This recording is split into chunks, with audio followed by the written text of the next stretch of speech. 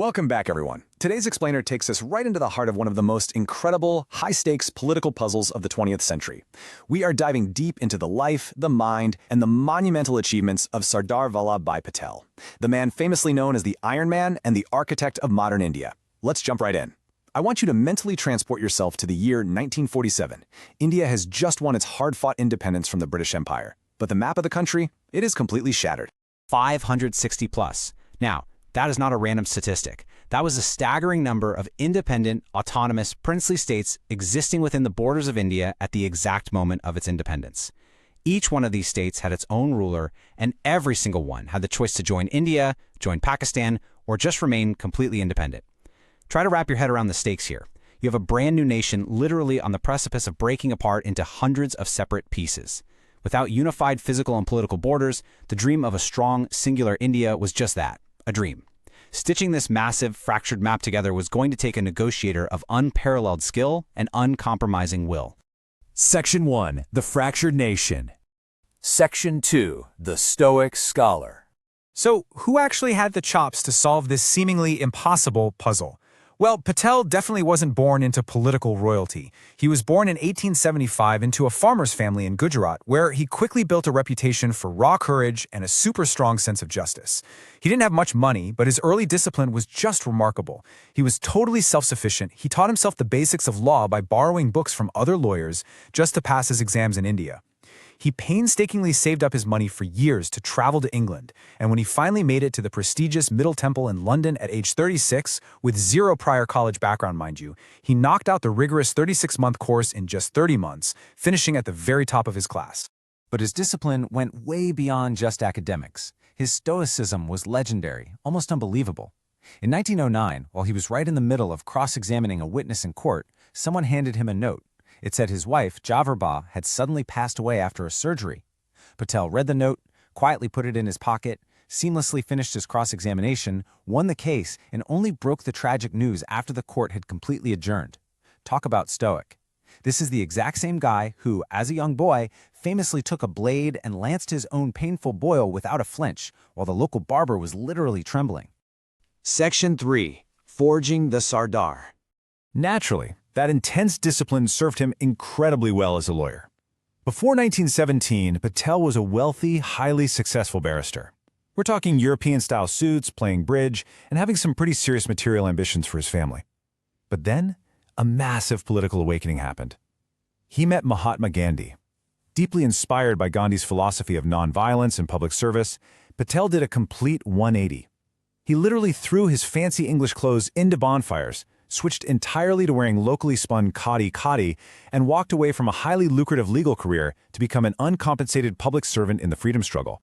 And his genius for grassroots organizing really took center stage during the Bardoli Satyagraha of 1928. Picture this. The region is suffering through a terrible famine. Yet, the British authorities arbitrarily hike land taxes by a staggering 22%. It was crushing. So, Patel steps in and meticulously organizes a massive, totally peaceful tax refusal. Even when the authorities started arresting people and seizing the farmers' land and cattle, Patel kept everyone united and completely nonviolent. Eventually, the British government blinked. They withdrew the tax hike and gave back the seized property. That magnificent victory right there is exactly where he earned the title we all know him by today. The women of Bardoli started calling him Sardar, which translates to chief or leader. He wasn't just a successful lawyer anymore. He had evolved into a definitive national leader. Section 4. The Crucible of Partition. All right, let's fast forward to the tumultuous end of British rule. Patel steps up as India's first deputy prime minister, and he is immediately thrust into a rapid-fire sequence of absolute crises. In 1946, the cabinet mission plan is proposed. By December, communal violence is escalating dangerously. Come June 1947, the Mountbatten Partition Plan is officially approved, leading directly to independence and unprecedented mass migration by August. Watching the violence spiral and coalition governments fail, Patel pragmatically accepted partition. He saw it as the only viable alternative to a disastrous, full-scale civil war that could have fragmented the subcontinent beyond repair.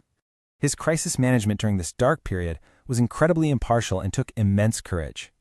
When violence threatened to completely consume the region, Patel actually hurried straight to Amritsar. Standing in front of a massive, furious crowd of 200,000 refugees, he delivered this absolute powerhouse of a speech. He said, "If we have to fight, we must fight clean. No laws of humanity or war among honorable men permit the murder of people who have sought shelter and protection." He pleaded for a truce, pledged safe passage for refugees from all backgrounds, and against all odds, successfully brought a wider peace to the area. Section 5. The Iron Unifier. Now, while this massive partition crisis is unfolding, remember that Patel still had to solve that giant puzzle we talked about at the beginning, integrating those 560-plus princely states. What followed was an absolute masterclass in negotiation. Working side by side with civil servant VP Menon, his strategy was brilliant. He'd engage the monarchs informally over lunch and tea. He invoked their patriotism, appealing to them to care for their people's future. He offered highly favorable terms like privy purses, ensuring their financial security. But he also made it crystal clear that he would use firm action and force if they didn't comply. He set a hard, totally non-negotiable deadline of August 15, 1947, for rulers to sign the instrument of accession. Remarkably, almost all of those states willingly signed on. But there were three major holdouts: Junagadh, Hyderabad, and Jammu and Kashmir. In Junagadh, for example, you had a state with an overwhelmingly Hindu population, but a ruler who decided to accede to Pakistan. Patel didn't back down. He combined diplomacy with a clear show of force, sending in the Indian Army. This ultimately led to a plebiscite, where 99.5% of the people voted to merge with India.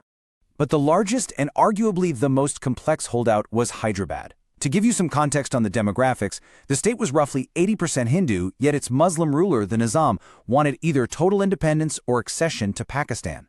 After months of stalled negotiations, mounting tensions, and cross-border violence from forces loyal to the Nizam, Patel made a definitive move. He authorized military action in September 1948. Following the army's intervention, the Nizam signed the Instrument of Accession, finally securing India's physical borders. Section 6. Patel's Living Legacy. Patel didn't just draw the physical borders of modern India. His impact goes far deeper, right into the administrative machinery of the country itself. Today, he is widely remembered as the patron saint of India's civil servants. Patel was a fierce champion of creating the modern All India services, specifically the IAS and the IPS. He firmly believed that for this vast new country to survive and thrive, it absolutely needed a strong, professional, and entirely independent administrative backbone that could speak the truth freely without fear of political retaliation. And today, his massive contributions are honored in an equally monumental way. 182 meters. That is the height of the Statue of Unity, which was erected in Gujarat back in 2018 in his honor. To put that into perspective for you, it is literally the tallest statue in the entire world, a massive, awe-inspiring physical testament to the Iron Man. But beyond the giant statues and the history books, what really matters are the core teachings he left behind for us. Things like duty before self, always putting the greater good above your own personal interests, practical problem solving, relying on wisdom and decisive action instead of just endlessly debating things, facing challenges with courage rather than fear, leading with strict honesty and integrity, and above all, recognizing that unity is a nation's absolute greatest strength, even when there's immense diversity. Which brings us to a final thought for you to ponder as we wrap up today's explainer. When you look at the fractured maps of our own modern challenges, how will you apply Patel's brand of practical problem solving and duty before self to unite your own community today? The puzzle is yours to solve. Keep learning, stay curious, and I'll see you in the next one.